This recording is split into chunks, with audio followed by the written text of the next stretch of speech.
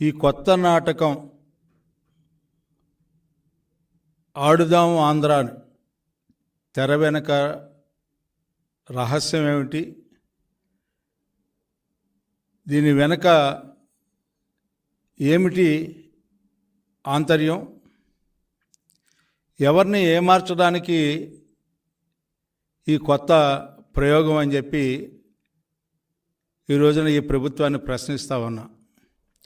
ఎందుకంటే 4.5 సంవత్సరాల కాలం నుంచి ఈ కాలంలో ఎప్పుడైనా సరే క్రీడల గురించి కానీ, క్రీడా ప్రాంగణాల గురించి కానీ, లేకపోతే క్రీడల్ని ప్రోత్సహించే పథకాలు కానీ మీ ప్రభుత్వం తరఫున ఎక్కడైనా సరే ఎప్పుడైనా సరే ఉచ్చరించడం జరిగిందా అని చెప్పి నేను అడుగుతా ఉన్నా. కనీస ఉచ్చారణ లేనటువంటి ముఖ్యమంత్రికి అకస్మాత్తుగా ఇంత ప్రేమ ఆడుదాం ఆంధ్ర అనే పేరుతో ఏమిటండి దీని రహస్యం అని చెప్పి మళ్ళీ అడుగుతా ఉన్నా.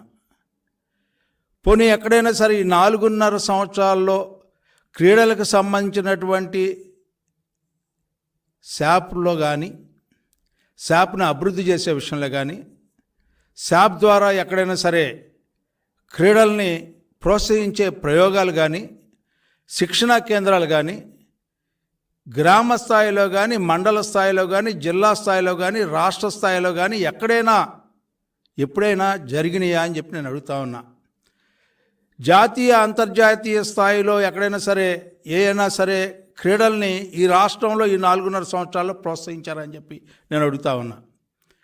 ఏమీ చేయకపోగా ఆడుదాం ఆంధ్ర ఆడారు. ఇప్పుడు వరకు రకరకాలైన ఆటలు ప్రజలతో ఆడారు. మీరు అన్ని వర్గాలతో ఆడారు ఆటలు.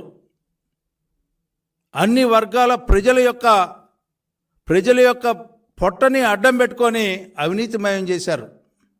అవినీతి ఆట ఆడారు, పేకాటలు ఆడారు, క్యాసినో క్లబ్లు ఆడారు, రకరకాల ఆటలు మీరు ఆడి ఇవాళ నిజమైన శారీరక సంబంధించినటువంటి క్రీడల్ని ప్రోత్సహించడానికి ఇవాళ ఆఖరి సమయంలో మీకు సమయం దొరికింది అంటే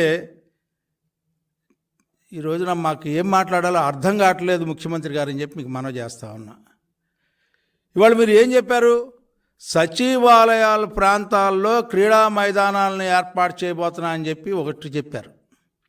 అంతేకాకుండా నేను ప్రతి చోట కూడా క్లబ్బుల్ని ప్రోత్సహిస్తానని చెప్పారు. యువతుల్ని అలాగే బాలికల్ని వాళ్ళందరినీ కూడా మానసికంగా పెంపొందించాలంటే రకరకాల మాటలు చెప్పి క్లబ్బులను ప్రోత్సహిస్తానని చెప్పారు. మీ పేరు పెట్టుకున్నారు. స్పోర్ట్స్ క్లబ్స్ అన్నిటికీ కూడా జగన్ క్లబ్లని పెట్టారు. ఆ క్లబ్బులు ఎందుకు పెట్టారో, దేనికి పెట్టారో, దానివల్ల ఎవరు లబ్ధి పొందారో నాకైతే తెలియదు. కానీ రిజిస్ట్రేషన్స్ వరకు వచ్చేటప్పటికే రిజిస్ట్రేషన్కి డబ్బులు లేవని చెప్పి వాటిని ఆపేసినటువంటి పరిస్థితి.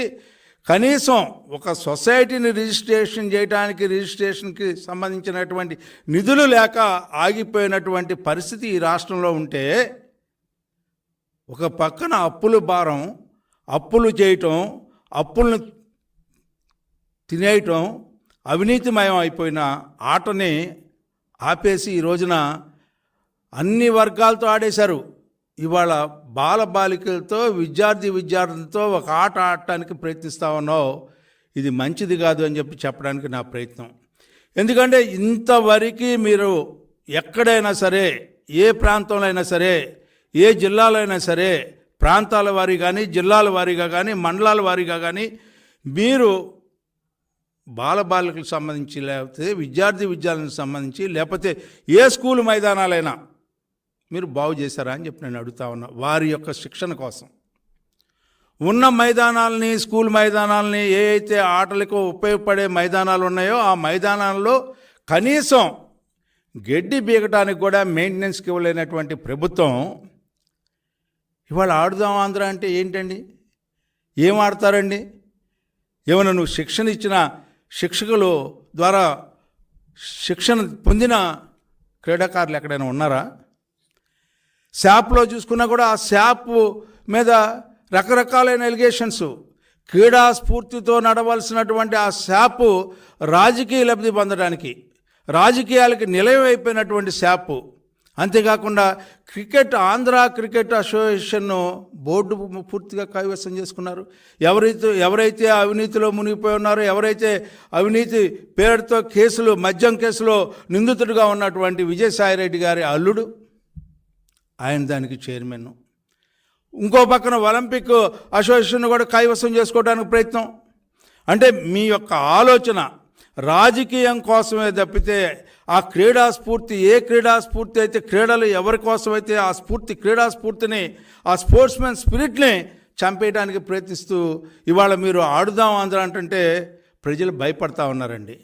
ఇంకో పక్కన అంగన్వాడీ కేంద్రాలు మూసేసి పసికూనల యొక్క వికాసం చెందేలాగా, వాళ్ళకి పోషక ఆహారాన్ని ఇచ్చేలాగా వాళ్ళని పెంపొందించే అంగన్వాడీ కేంద్రాలు ఇవాళ మూసుకుపోయినటువంటి పరిస్థితి. ఇవాళ మీరు ఏ బాలబాలికలకైతే మైదానాలు ఏర్పరచకుండా స్కూల్స్ మూసేయటం వల్ల దాదాపు ఇవాళ 4757 స్కూల్స్ మూసివేసే పరిస్థితులు. 3, 4, 5 మీ విద్యా విధానం వల్ల. ఏ విద్యా విధానం అది అర్థం కాదు. సిబిఎస్ సిలబస్ అంటూ తీసుకొచ్చారు, ఎన్సీఆర్టీని వదిలిపెట్టారు, స్టేట్ సిలబస్ కాన్సెప్ట్ని వదిలిపెట్టారు, సిబిఎస్ అని చెప్పి ఎందుకు తీసుకొచ్చారో నిన్నగాక మొన్న ఈ వారం క్రితం అనుకుంటా మీరు మీ పుట్టినరోజు జరుపుకున్నారు ముఖ్యమంత్రి గారు. ఆ రోజు కూడా పిల్లల్ని మోసం చేయడానికి మీరు చింతపల్లి అడవుల్లోకి వెళ్ళారు. ఎందుకు మీరు అక్కడ పుట్టినరోజు జరుపుకున్న సందర్భంలో మీరు పిల్లల్ని అడ్డం పెట్టుకొని, పిల్లల యొక్క సెంటిమెంట్స్ని అడ్డం పెట్టుకొని పిల్లల ద్వారా ఏదో లబ్ధి పొందామని చెప్పి ప్రయత్నించే కార్యక్రమం ఈనాడు మీరు చేయాలనే ఉద్దేశం నాకైతే కనపడతా ఉంది. ఏ లబ్ధి పొందలేరు వాళ్ళు. ఎందుకంటే మీరు చేసినటువంటి నాశనం, మీరు చేసినట్టు వినాశక చర్యలు ఇవాళ ఈ రాష్ట్రంలో ఎవ్వరు కూడా ఇలాంటి పనులు చేసి ఉంటారని చెప్పి నేను అనుకుంటా ఉన్నా. ఎందుకంటే మీరు అన్ని రకాలుగా అన్ని వ్యవస్థల్ని నిర్వీర్యం చేసినటువంటి ముఖ్యమంత్రి, అన్ని వ్యవస్థల్లో అవినీతికి పాల్పడినటువంటి ముఖ్యమంత్రి గారు. ఇంతకంటే ఈ రోజున మనం చెప్పుకున్నట్లయితే ఏ రకంగా ఈ రోజున ఎన్ని రకాలుగా మీరు అబద్ధాలు ఆడారండి. ఇన్ని అబద్ధాలు ఆడే ముఖ్యమంత్రిని అసలు మనం ఇంతవరకు చూడాల. ఆ రకమైనటువంటి అబద్ధాల మాటలతో కాలయాపన చేస్తూ ఏ రకమైనటువంటి పాలన చేశావో ప్రజలందరూ చూశారు. ఇవాళ క్రీడలకు కూడా చీడబట్టించే కార్యక్రమం పెట్టినటువంటి ముఖ్యమంత్రి ఎవరైనా ఉన్నారంటే జగన్మోహన్ రెడ్డి గారు అని చెప్పి. ఇది చాలా చాలా చాలా హాస్యాస్పదమైన విషయం. క్రీడలకి చీడబట్టించినటువంటి ముఖ్యమంత్రి ఎవరయ్యా అంటే ఈ రాష్ట్రంలో జగన్మోహన్ రెడ్డి గారు అని చెప్పి చాలా స్పష్టంగా చెప్పుకోవచ్చు. ఎందుకంటే ఈ రోజున ఏ రకంగా 11,162 క్రీడా క్లబ్లకి మీ పేర్లు పెట్టుకొని రిజిస్ట్రేషన్లకి డబ్బులు లేకుండా, రిజిస్ట్రేషన్ డబ్బులు లేకపోవడం వల్ల చేతులు ఎత్తేసినటువంటి సందర్భం, శాపను నిర్వీర్యం చేసినటువంటి పరిస్థితి, మైదానాలకి క్రీడలకి కనీసం మెయింటెనెన్స్ ఎక్కడైనా ఇచ్చారంటే ఇవ్వలేనటువంటి పరిస్థితి. అదేవిధంగా మీరు ఏదైనా క్రీడా ప్రాంగణాలు ఉంటే మీరు ఏం చేశారు? వాటిని జగన్ రెడ్డి గారి యొక్క పాలనకి గొప్పతనాని కోసం యజ్ఞాలు యాగాలు చేసుకోవడానికే సరిపోతుంది తప్పితే క్రీడలు ఆడుకోవడానికి, క్రీడా ప్రాంతానికి సంబంధించిన క్రీడాకారులు వచ్చి అక్కడ క్రీడలు ఆడుకునే పరిస్థితి కూడా లేనటువంటి పరిస్థితి మీ దగ్గర ఉంటే ఇవాళ మేము ఏం చెప్పాలని చెప్పి మీకు మనవి చేస్తూ ఉన్నా. అంతేకాకుండా ఫ్రీ ట్రైనింగ్ ఇవ్వాల్సినటువంటి మీరు ఇవాళ మీరే ఫీజులు కలెక్ట్ చేస్తూ ఉన్నారు. పేద పిల్లల దగ్గర ఎవరైతే పేద పిల్లలు వాళ్ళ యొక్క ప్రతిభా పాఠవాళ్ళని పెంపొందించుకొని వాళ్ళు పైకి వెళ్ళి క్రీడల ద్వారా వాళ్ళ సామర్థ్యాన్ని నిరూపించుకోవాలంటే నిరూపించుకోలేనటువంటి పరిస్థితికి తీసుకురాబడుతున్నటువంటి ప్రభుత్వమే దానికి కారకులైనటువంటి పాలన మీ పాలన. ఎందుకంటే అలాంటి పిల్లల దగ్గర కూడా ఫీజులు వసూలు చేయడానికి ప్రయత్నించినటువంటి పాలన ఏదైనా ఉందంటే సిగ్గు లేనటువంటి, లజ్జ లేనటువంటి మీ పాలన అని చెప్పి చెప్పక తప్పదు అని చెప్పి మీకు మనవి చేస్తూ ఉన్నా. అంతేకాకుండా యువతకి ఉద్యోగాలు ఇస్తా ఉన్నావు, యువతని చాలా బ్రహ్మాండంగా డెవలప్ చేస్తూ ఉన్నావు, స్కిల్ డెవలప్మెంట్ ఆపేసావు, రకరకాల ప్రయోగాలు చేస్తూ ఉన్నావు, విద్యా విధానాన్ని నాశనం చేసావు. అంతేకాకుండా పీజీ రీఎంబర్స్మెంట్ ఫీజులు ఆపేసావు. ఏమిటండి మీరు సాధించింది ఏంటి? స్కూల్ విద్యా విధానంలో కానీ, హై స్కూల్ విద్యా విధానంలో కానీ, లేకపోతే హైయర్ స్టడీస్లో కానీ ఏమిటి మీరు సాధించిన ఘనత? ఈ రోజున పూర్తిగా వాళ్ళని నిర్వీర్యం చేయడానికి ప్రయత్నించి ఈ రోజున గంజాయి తాగే కేంద్రాలుగా ఏర్పడినటువంటి పరిస్థితి, ఈ రోజున శాంతి భద్రతలకి విఘాతం కలిగే పరిస్థితి ఈ రోజున ఈ ప్రాంగణాలను తయారు చేసినటువంటి ఘనత మీదే అని చెప్పి చెప్పక తప్పదు అని చెప్పి నీకు మనం చేస్తా ఉన్నా. కానీ మీరు ఒకసారి గుర్తు తెచ్చుకోవాలి, గతంలో చంద్రబాబు నాయుడు గారు ముఖ్యమంత్రిగా ఉన్నప్పుడు ఉమ్మడి రాష్ట్రంలో కానీ లేకపోతే 2014 తర్వాత ముఖ్యమంత్రిగా ఉమ్మడి రాష్ట్రం విడిపోయిన తర్వాత ఆంధ్రప్రదేశ్కి ముఖ్యమంత్రిగా వ్యవహరించినప్పుడు కానీ ఏ రకమైనటువంటి ప్రోత్సాహం క్రీడలకు ఇచ్చారు అని చెప్పి ఒకసారి గుర్తు తెచ్చుకోండి. ఆనాడు అఫ్రో ఆసియా క్రీడల్ని ఉమ్మడి రాష్ట్రంలోని హైదరాబాద్లో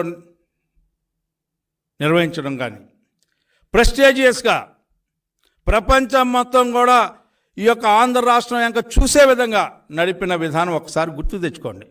క్రీడా స్ఫూర్తిని ఏ రకంగా పెంపొందించామనేది ఆ రోజున కరణం మల్లేశ్వర్ గారిని కానీ పుల్లెల గోపిచందన్ గారిని కానీ లేకపోతే ఇండివిజువల్ చెస్ ఇట్లో హంపిని కానీ హారికని కానీ వీళ్ళందరినీ కూడా ఏ రకంగా, లేకపోతే సింధుని కానీ ఏ రకంగా మనం ప్రోత్సహించాం, ఏ రకమైన ప్రోత్సాహాలు ఇచ్చాం.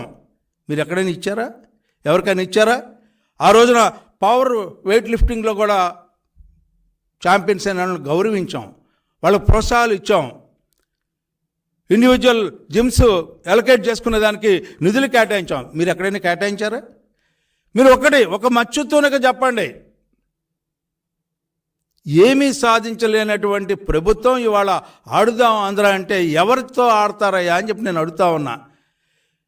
ఇవాళ ఆఖరికి అందరితో ఆడి అందరూ కూడా మీ ఆటలు కేవలం నీటి మూటలు అని చెప్పి అర్థం చేసుకున్న సందర్భంలో ఇవాళ మీరు పిల్లలతో ఆడటానికి ప్రయత్నిస్తున్నారు. పిల్లలతో ఆడి పిల్లల ద్వారా ఏదో ప్రతిభ పొందాలని చెప్పి ప్రయత్నిస్తే మీరు ఆడే ఆట ప్రజలు అర్థం చేసుకున్నారు. ఆఖరికి చిన్నారులు కూడా అర్థం చేసుకున్నారు. బైజూస్ ఎందుకు ఇచ్చావో, దేనికి ఇచ్చావో, ఆ ప్యాడ్ ద్వారా ఏమొచ్చింది, అందులో ఏం కంటెంట్ ఉంది, ఆ కంటెంట్ ద్వారా ఏమి వాళ్ళకి నేర్చుకున్నారనే తెలియని పరిస్థితి. ఈ రోజున డ్రాప్ అవుట్స్ దాదాపు 6 లక్షల పైన. అంటే అలాంటి స్టాటిస్టిక్స్ని కూడా తొక్కేసినటువంటి దొంగ ప్రభుత్వం ఏదైనా ఉందంటే నీ ప్రభుత్వం అని చెప్పి మీకు మనం చేస్తాం. ఈ రోజున పోషక పదార్థాలను ఇవ్వాల్సినటువంటి హాస్టల్స్కి, ఏ అయితే ఎస్సీ బీసీ హాస్టల్స్కి ఇవ్వాల్సినటువంటి వాళ్ళకి ఇవ్వాల్సినటువంటి మెను కేవలం 14% పెంచితే ఒక్కొక్క నిత్యావసర వస్తువు 100% నుంచి 200% పెరిగిపోతే నువ్వు కేవలం 14% ఇచ్చి చేతులు తుడుకుంటే, ఇవాళ గ్యాస్ ధర 1200 ఉంటే వాళ్ళు 1200 పెట్టి కొనుక్కుంటే నువ్వు ఇచ్చే 14% పెంచి ఇచ్చిన మెస్ ఛార్జీల ద్వారా ఈ రోజున బీసీ ఎస్సీ హాస్టల్లో నెంబర్ పడిపోయింది అంటే ఎంత దుర్మార్గమయ్యా? ఏమిటి నువ్వు సాధించేది? ఇవాళ విద్యా విధానాన్ని నాశనం చేసావు, విద్యా విధానంలో ఉన్న క్రీడా విధానాన్ని నాశనం చేసావు. ఇవాళ క్రీడా స్ఫూర్తికి నష్టం కలిగే విధంగా వ్యవహరించింది ఈ ప్రభుత్వం. ఇవాళ పైగా దీన్ని ఏ రకంగా మాపుకుంటావు, ఏ రకంగా తుడుపుకుంటావు? ఇవాళ అందుకే ప్రజలు మొదలుపెట్టారు ఆట ఆడటానికి, ప్రజలు ప్రారంభించారు ఆట చూడటానికి, ప్రజలు గమనిస్తూ ఉన్నారు, నీతో ఆట ఆడటానికి ఉత్సాహం చూపిస్తూ ఉన్నారు. ఖచ్చితంగా ఈనాడు 5 లక్షల కోట్ల మంది ప్రజలు నీతో ఆట ఆడటానికి సిద్ధంగా ఉన్నారు. జగన్మోహన్ రెడ్డి కాసుకో.